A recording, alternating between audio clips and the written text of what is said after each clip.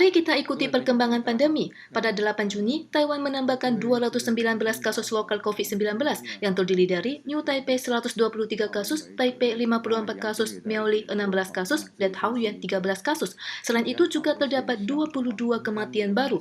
CCC menyatakan tingkat positif screening terus menurun dan ini merupakan fenomena yang baik, tetapi masih tidak boleh lengah. Untuk itu mengimbau masyarakat untuk tidak mudik dan menghindari pergerakan utara selatan Taiwan selama festival Pecun.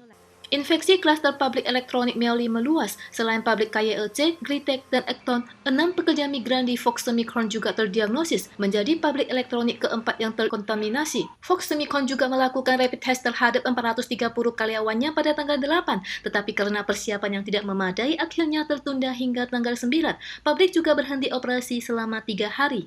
Menurut statistik pemerintah setempat, pada tanggal 7, 265 orang dari 3 pabrik elektronik terdiagnosis. Legislator Xu Yaochang berpendapat Pemda masih harus mengikuti komando CECC sehingga daerah tidak bisa menindaki sendiri. Pemkab Miaoli juga segera melakukan desinfeksi skala besar di kota Chunan dan KYLC. Pos screening rapid test darurat juga dibanjiri warga.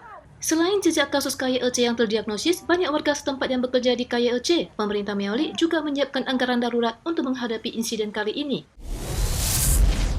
Puluhan PMA tinggal dalam ruangan sederhana merupakan situasi umum asrama pekerja migran di Taiwan saat ini. Untuk menghindari penyebaran virus corona, Kementerian Ketenagakerjaan MOL menyediakan tunjangan isolasi rumah 1 orang per kamar sebesar 1.000 dolar Taiwan untuk setiap PMA. Selain itu juga tersedia tunjangan untuk asrama yang mengurangi jumlah penghuni.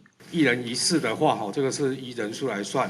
那目前规划是补助一个移工这样1000块。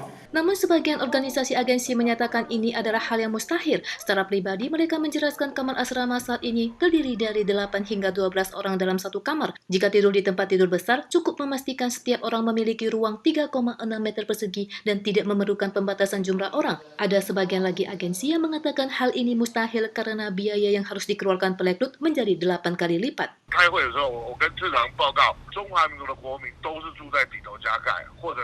那你说移工不行，那换而言之，你说现在要变成一人一室一个卫浴，那我觉得更是天方夜谭。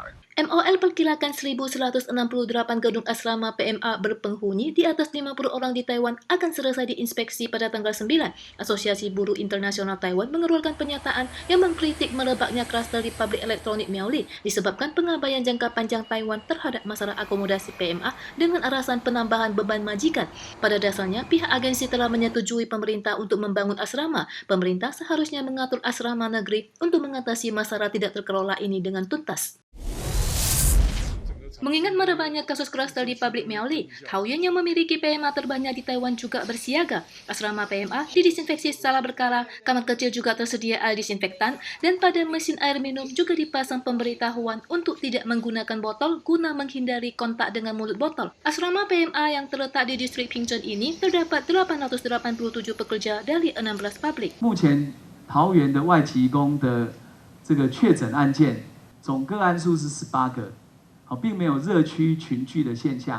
Wali Kota Cheng Wen-chan mengatakan bahwa Taoyuan terdapat 116.000 pekerja migran. Selain menerapkan program rapid test Kuan, 309 pabrik yang merekrut lebih 50 PMA, dan 400 asrama yang dihuni lebih 50 orang harus mengatur ruang dan jalur gerak, tidak mengirim pekerja ke pabrik lain, dan tidak berpindah majikan. Mulai tanggal 7, inspeksi pembagian ruang dan jalur gerak asrama dan pabrik akan diselesaikan masing-masing dalam 3 dan 5 hari.